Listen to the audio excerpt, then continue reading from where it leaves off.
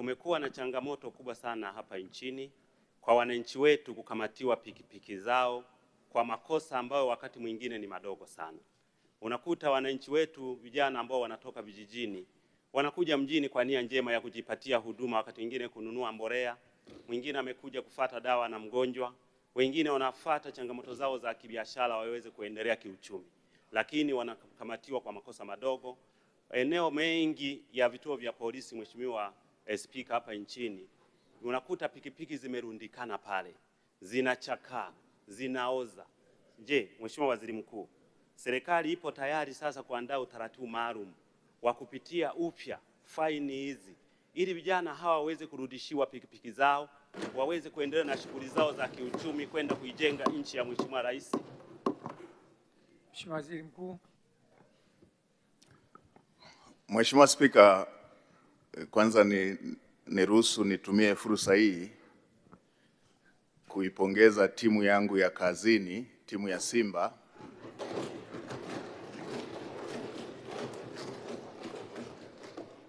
kwa ushindi walioupata kwa mbinde jana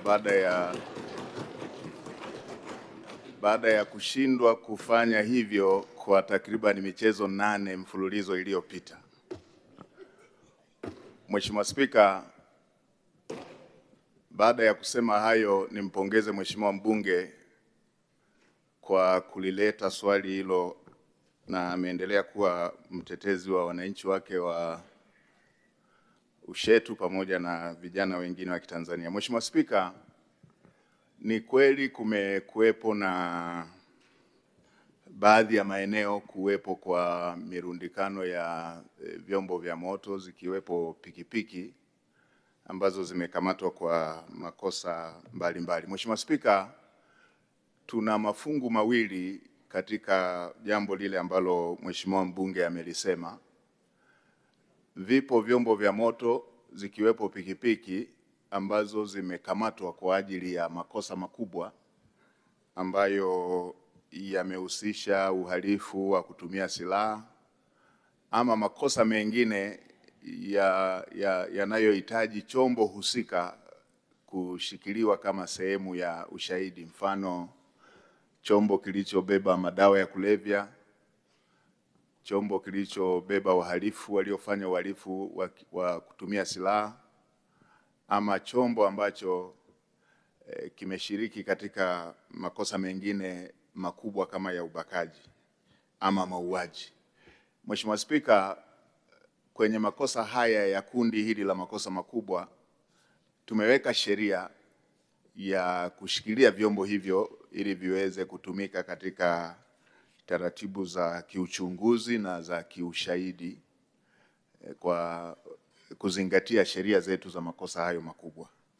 Mheshimiwa Spika, nikubaliane na Mheshimiwa mbunge kwenye upande wa makosa haya madogo madogo.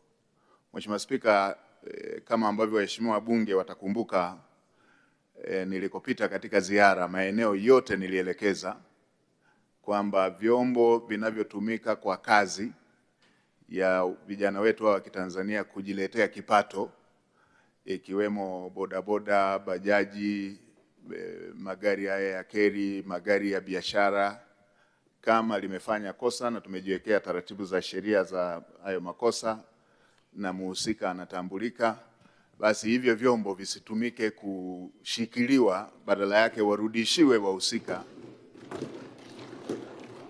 ili wakafanyie kazi na kupata fedha ambayo wanatakiwa walipe faini. Mheshimiwa Spika, kwa sasa Watanzania wengi wako na vitambulisho vyao vya taifa, wanafahamika na vyombo vyao vimesajiliwa, wamiliki wao na wanaoviendesha wanafahamika. Hakuna ulazima wa kushikilia chombo hicho badala ya kujikita kwenye utaratibu ambao tumejiwekea wa faini, na tumeweka muda ambao aliyefanya kosa anapaswa kuwa amelipa. Mheshimiwa Spika, nitumie bunge lako tukufu kuelekeza tena,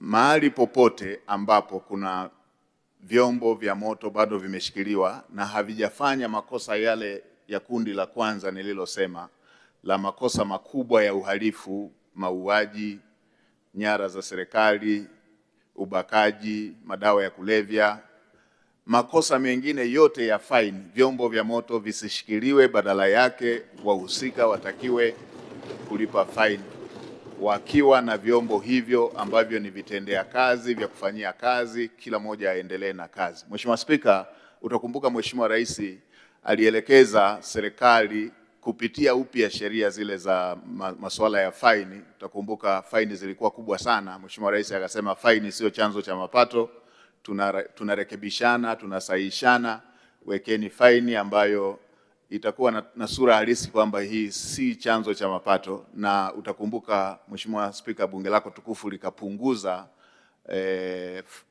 faini zile ambazo zilikuwa zinatozwa kwa bodaboda, bajaji na maeneo mengine ili kuweza kuhakikisha kwamba zinakuwa faini zinazoweza kulipika.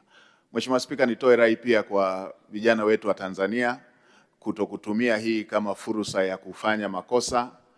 Makosa mengine yanahatarisha uhai wa Tanzania wengine, ikiwemo wale wanaobebwa kama abiria. Kwa tuendelee kuchukua tahadhari tunapotumia vyombo hivyo vya moto, kwa sababu vinatugharimu maisha na sehemu zingine, maeneo mengine vinasababisha ulemavu kwa wananchi, tena wanaotegemewa katika familia zao, ulemavu ambao hautibiki. Asante Mheshimiwa Waziri Mkuu.